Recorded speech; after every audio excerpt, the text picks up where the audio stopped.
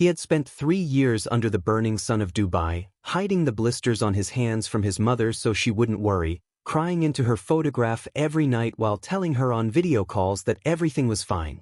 He had sent money home every single month.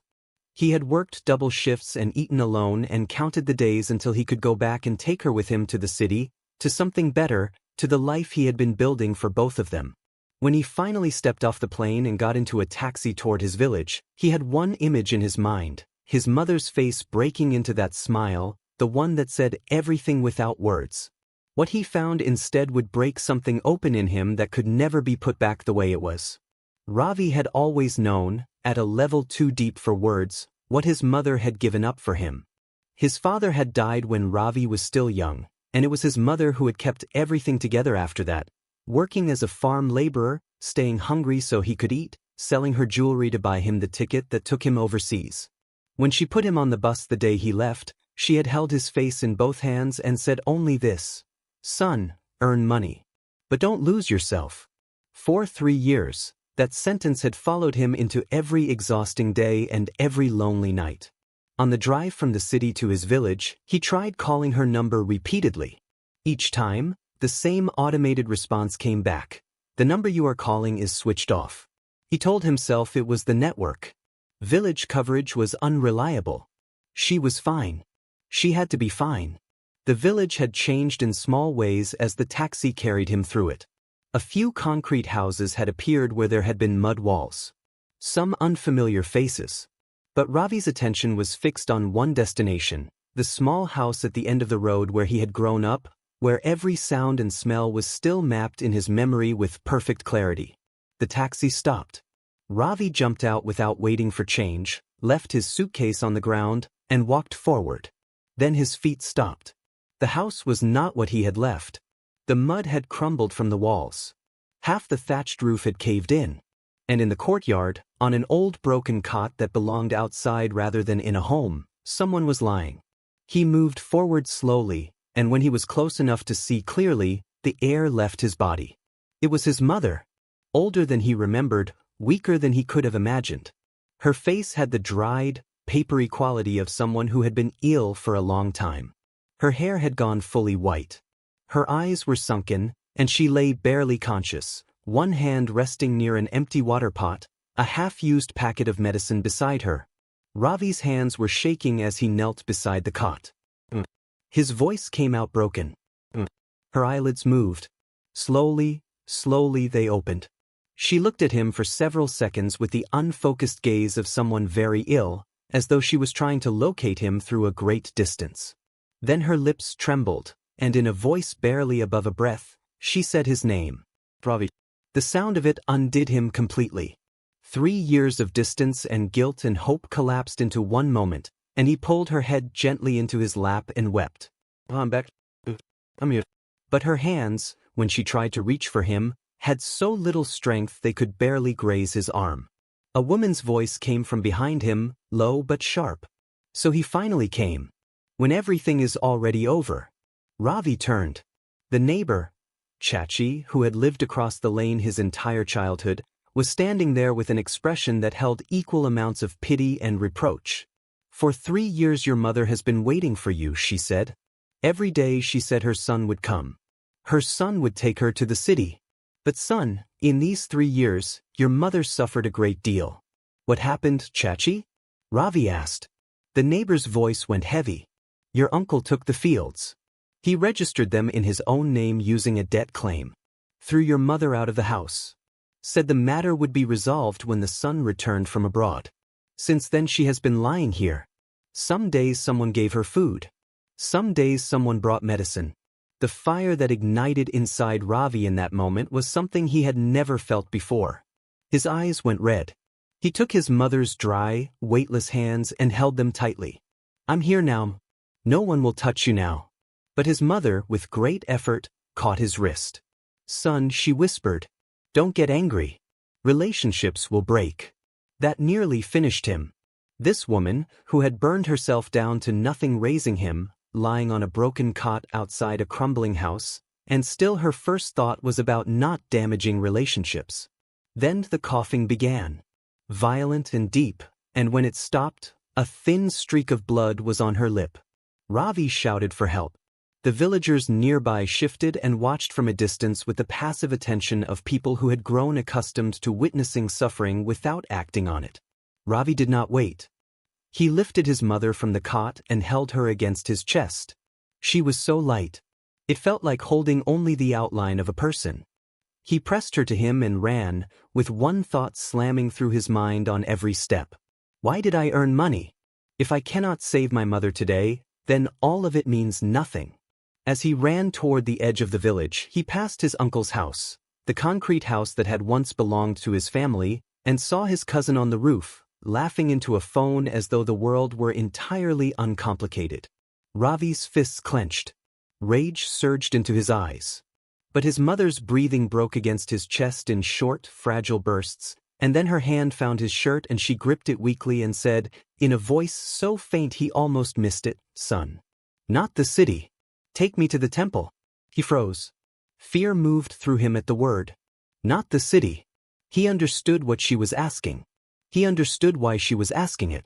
But he held her tighter and he ran toward the temple on the hill, the one they had gone to every Monday of his childhood, where she had once folded her hands and prayed that her son's destiny would shine. Evening was coming. The sky was going red at the edges. The old Shiva temple stood at the top of the hill with its bells chiming softly in the cooling air, and the sound of a conch shell drifting out from within. Ravi climbed the temple steps with his mother in his arms. The priest came running when he saw them. He knew Ravi. His face when he arrived held recognition and a sorrow that said he understood the situation. Ravi's voice came out in pieces. "Please, save my mother." The priest checked her pulse, placed a hand on her forehead, and something shifted in his expression. His mother's eyes opened. She looked toward the shrine, and a faint smile appeared, the smile of someone whose unfinished wish has been quietly completed. Then she looked at Ravi. "Son," she said softly, "you must have worked so hard." "I know." Ravi choked. "Mom, please be still. I'll take you to the city. A big hospital. I'll get you the best treatment." His mother shook her head, very slightly. "No, son. Not anymore. I'm tired." He pressed her hand to his cheek, unable to speak. "Don't say that," he finally managed. "I'm here now. Everything will be okay." Tears came from her eyes then. "For 3 years I have been coming to this temple," she said. "Every day I told God, my son will come. He will take me with him." Ravi's chest filled with a guilt so large it had no edge. Sobbing, he said, "Mom, I sent money every month. You never told me how sick you were." The priest spoke quietly. "Your mother never complained. When the money arrived, your uncle would say it was being used to pay debts. And your mother stayed silent. She used to say, 'My son is working hard. Don't trouble him.'" Ravi felt something volcanic rise in him. "So they took everything." The priest lowered his head. The temple went quiet except for the sound of his mother's breathing.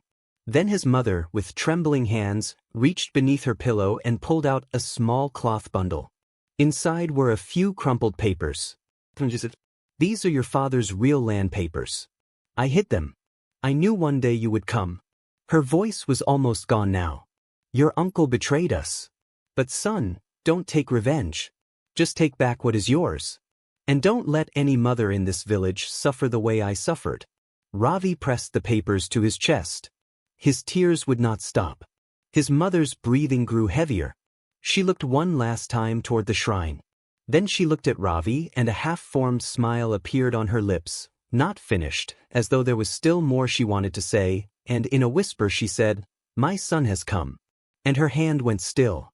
In that moment, time seemed to stop entirely. Ravi's voice tore through the temple in a sound that had no word for it. The bells began to ring, and the priest's eyes filled, and the light in the doorway went the color of something ending. Ravi held his mother and did not let go for a long time. Again and again, against her stillness, he said the same thing. "If only I had come sooner. If only I had understood sooner." But the words had nowhere to land. When he finally became still, his eyes found his uncle standing at the edge of the gathered villagers. The expression on the older man's face was odd. A combination of practiced grief and poorly hidden anxiety, the look of someone who has realized the story is about to change. Ravi kissed his mother's forehead and made a silent promise. I will get you your rights. I won't break relationships. I heard your last words. But I will bring the truth into the light. His mother's final rites were performed in front of the whole village. The same people who had watched her suffer for 3 years outside that crumbling hut stood in the courtyard performing grief. Ravi watched them without expression. His uncle stood at the front with the practiced sorrow of a man who has rehearsed it. When it was over and people began to leave, his uncle approached him. Put a hand on his shoulder. What had to happen has happened, he said. God's will. Ravi looked at him for a long moment. God's will, he said quietly, or someone else's? His uncle stiffened. What are you trying to say? Ravi pulled the folded papers from his pocket and held them up. I'm saying that the house and land you registered in your name using a debt claim, I have the original papers right here. Gasps moved through the few people still present. His uncle's face went pale. This is all lies, he said. Your mother was sick. She wasn't in her right mind. Ravi kept his voice calm, though the storm behind it was visible to anyone watching. My mother was sick. She was not foolish. He stepped forward. The money I sent for 3 years, where did it go? Which debt? Which account? His uncle raised his voice. I paid off your father's debts. He died owing half the village. From somewhere in the remaining crowd, the voice of old Hari Ram Kaka rose clearly. What debt, Ramnaran? Your brother cleared every account before he died. The words landed like a stone in still water. People looked at each other. His uncle's wife, standing at a distance, had gone visibly pale. Ravi let the silence sit for a moment. Then he said, I didn't come here to fight. I came for what belongs to me. The land belongs to me. The money belongs to my mother's memory. And I want answers for both. His uncle played his final card. If you bring police into this, every relationship in this family will be finished forever. Ravi heard his mother's voice as clearly as if she were standing beside him. Don't break relationships. He took a breath. I won't break relationships, uncle, he said. But I will not run from the truth either. That night he sat alone beside the ruined house. Moonlight came through the gaps in the collapsed roof. In the silence he could almost hear her cough, her soft voice, the particular quality of patience her waiting had given her. Then his phone rang. An unknown number. When he answered, a voice on the other end said quietly, If you know what's good for you, don't bring those papers to the panchayat tomorrow. The line went dead. Ravi sat with the phone in his hand. This wasn't just his uncle. There were others involved. Perhaps the money he had been sending for 3 years had been divided among more people than one man. He looked at the crumbled wall in front of him, at the spot where his mother's cot had stood, and something settled in him that was beyond anger. He decided that the following morning, everything would come into the open in front of the whole village. The panchayat was already assembled when Ravi arrived. Villagers had gathered from every direction. At the head of the old wooden table sat the sarpanch, Shiva Dial, with a small smile beneath his mustache that revealed more than he intended. Ravi's uncle stood in the crowd with the confidence of someone who had already made arrangements, and Ravi understood that the phone call the night before had come from within this gathering. When the sarpanch invited him to speak, Ravi stepped forward and held the land documents up in a clear voice. These are my father's real papers. My uncle took the property by presenting a fabricated debt claim. The crowd stirred. The sarpanch took the papers and examined them carefully, keeping his expression controlled. His uncle stood up immediately. This boy came back from abroad with money and now wants to disgrace us. This is all fabrication. From within the crowd, the school teacher Desh spoke up. And the money Ravi sent, where did it go? The uncle went momentarily quiet, then said it had gone to clear village debts. Master Desh pressed him immediately. Which debts? Show the accounts. A pin-drop silence fell over the gathering. Ravi seized the moment. He pulled out his phone and displayed his bank statements, every monthly transfer clearly visible. Then he held up copies of messages his uncle had sent him over WhatsApp naming specific debts as justification. When we checked with the actual lenders, he said, we found no such debt existed. The murmuring in the crowd grew louder. His uncle's face went red. He shouted that everyone was conspiring against him. At that moment, Two men Ravi didn't recognize stepped out from behind the gathering. Their expressions were flat and purposeful. One of them said in a low voice that was clearly meant as a warning, "Ravi, don't be a hero. You'll regret it." Ravi recognized the voice. It was the same one from last night's phone call. His heart lurched once, and then he steadied himself. Telling the truth, he said loudly enough for the whole gathering to hear, is not being a hero. And he added, "If anything happens to me or my family, I will go directly to the police." The Sarpanch was visibly uncomfortable now. The situation was slipping beyond his control. Then his uncle played what he believed was his final hand. He reached into his pocket and produced a folded document. "This," he announced, "is a paper with your mother's own signature, handing the land to me." A dead silence dropped over everything. Ravi took the paper with trembling hands and looked at it. The signature looked right, the slight slant, the curve on the final letter, the pressure of the ink. For a terrible few seconds, the ground seemed uncertain beneath him, but something in his mind wouldn't accept it. In her final days, his mother had been too weak to write clearly. He had seen her hands shaking on that cot. He had held those hands. A signature this clean, this precise, it wasn't possible. He looked up at his uncle and said, in a voice that was entirely calm, "If this signature is real, I will step back. But if it is false, there is nowhere left to hide." From within the crowd, an elderly woman stepped forward. Her name was Sarasvati Kaki, and she had lived in the same lane as Ravi's family his whole life. In a voice that trembled but did not break, she said, "I will testify. I saw Ramnarayan at her house that day. Your mother was sick. He brought papers and said it was a formality. She refused at first. Then he threatened her. He said if she didn't sign, he would take the hut as well." A wave of reaction moved through the assembly. Then the situation broke. The two unknown men surged forward. People grabbed at each other. The orderly gathering collapsed into shouting and physical confusion. And in the chaos, one of the two men lost a register from his pocket. It fell to the ground. Ravi grabbed it before anyone else could reach it. He opened it and his eyes moved quickly across the pages. Amounts. Month by month, year by year. The names were those of his neighbors, other families in the village, other young men who had been sending money home from abroad. The amounts beside each name corresponded to what had allegedly been paid toward various debts or community expenses. And the totals, when added across months and years, matched almost exactly what Ravi had been transferring. He raised the register above his head and shouted for everyone to look. "This is the proof." The crowd went still. The Sarpanch's face broke into sweat. The register moved from hand to hand, and Master Desh, reading through it, confirmed what was visible to anyone looking. The dates were recorded monthly, the amounts matched what Ravi had sent, and next to some names were the Sarpanch's own initials. Slowly, voices in the crowd began to change. Quiet realizations moved through people as they understood that their own names and their own families' contributions from abroad were recorded in that book as well. "So they ate money in our names too," someone said. His uncle tried one last appeal.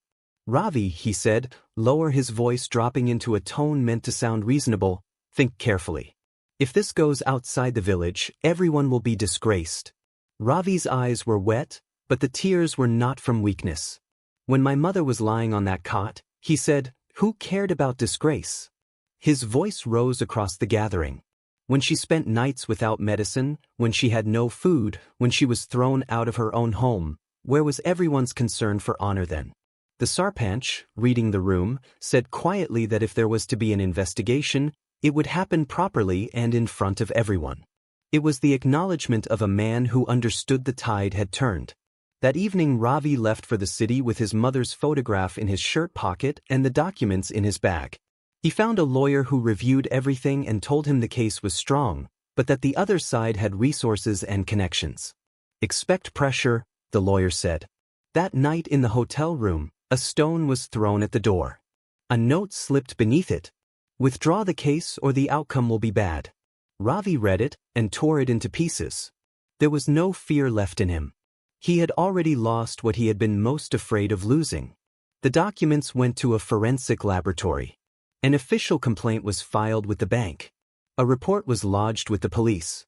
The 15 days waiting for the forensic results were the longest days of his life. The threatening calls continued, some warning him to withdraw, some telling him his reputation in the village would be destroyed if he continued. He sat through all of it with the stillness of someone who has moved past the reach of threats. When the day came and the judge opened the forensic report, the courtroom was quiet enough that the turning of pages was audible. The judge lowered his glasses. The signature, he said, is forged. The document was signed under duress or copied by another hand. Silent tears ran down Ravi's face. This was not only a legal victory. It was the restoration of his mother's truth. The court ordered the land transferred into Ravi's name and directed a full investigation into the money sent over 3 years. The bank records, the register, and Sarasvati Kaki's testimony together dismantled the scheme that had been running undetected beneath the surface of the village for years. The Sarpanch, Ravi's uncle, and the 2 men who had been their intermediaries had been systematically diverting portions of remittances sent by young men working abroad, using fabricated debt claims and official-looking paperwork to justify the diversions, and silencing anyone who questioned the accounts through intimidation. Fraud and forgery charges were filed against all of them. In the courtroom, as the verdict was delivered, his uncle looked at Ravi for a long moment, and for the first time, genuine regret was visible in his face. He opened his mouth as though to say something. Ravi spoke first. "If you had not hurt my mother," he said quietly, "perhaps I would still be standing here as your nephew today. Not as your opponent." His uncle's eyes dropped. When Ravi returned to the village after the verdict, the gathering that came to meet him was different from any he had known. Some people stood with pride. Some stood with the particular shame of those who had watched suffering happen and not intervened. Master Desh stepped forward and said, "You didn't only restore your mother's honor. You restored the whole village's." Ravi looked up at the sky without answering.